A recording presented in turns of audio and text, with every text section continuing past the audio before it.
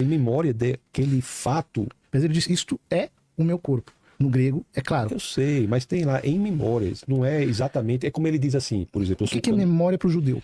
Eu sou o caminho. Evocação de um fato. João 14,6. Eu sou o caminho, a verdade e a vida. Ele está dizendo, eu sou o caminho. Ele não está dizendo que ele é um paralelepípedo, né? Nem existia, né? Assim, quando ele está dizendo Só que aqui... ele não pega nenhum paralelepípedo e diz, isso aqui é o meu corpo.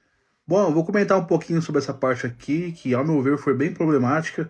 Como eu tinha dito anteriormente, o Tasso é um excelente teólogo, mas contra o catolicismo não é a área dele, né? Ponto. Agora vamos falar sobre a Eucaristia que o padre está falando aqui. O padre está teimando que por Cristo falar isto é o meu corpo, então aquilo tem que ser literalmente o corpo de Cristo. Logo, valida uma transubstanciação, que o pão literalmente vira a carne de Cristo e o vinho literalmente vira o sangue de Cristo. O Tassos, diante disso, ele poderia explorar que as figuras de linguagem que a Bíblia usa nesse mesmo sentido. Por exemplo, Cristo fala, eu sou a porta. Obviamente, Cristo não é uma porta, né? Ele está falando aquilo de forma simbólica.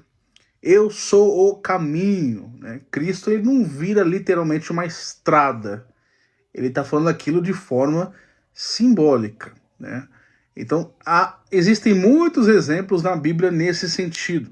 O padre pode falar, como ele mesmo falou no debate, o Cristo falou que ele era o caminho, mas porém, ele nunca disse que o caminho era o corpo dele. Bom, quando você fala que eu sou, como Cristo falava, eu sou isso e eu sou aquilo, você está dizendo que você por inteiro é aquilo, né?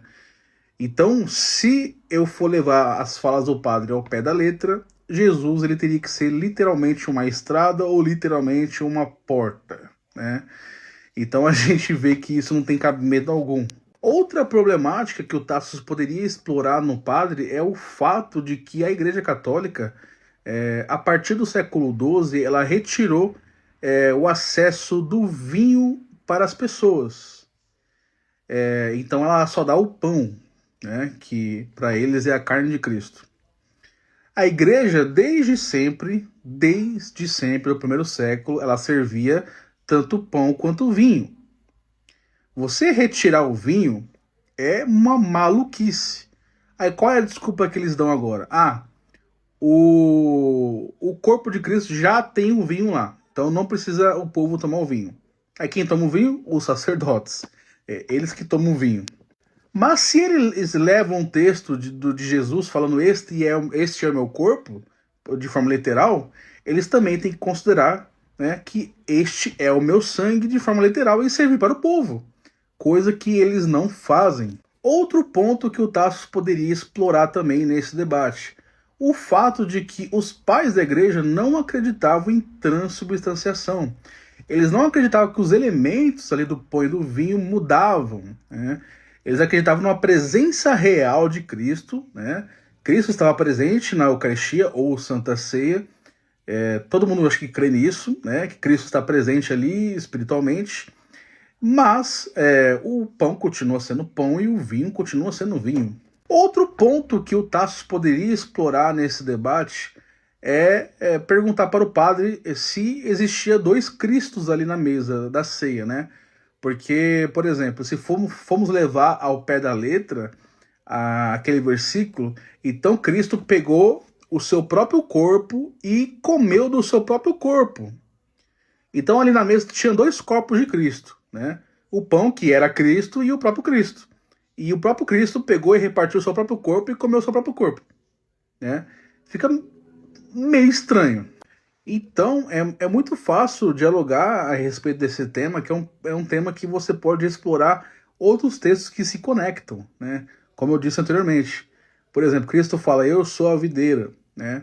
Metafórico, simbólico. Eu sou a porta, também simbólico.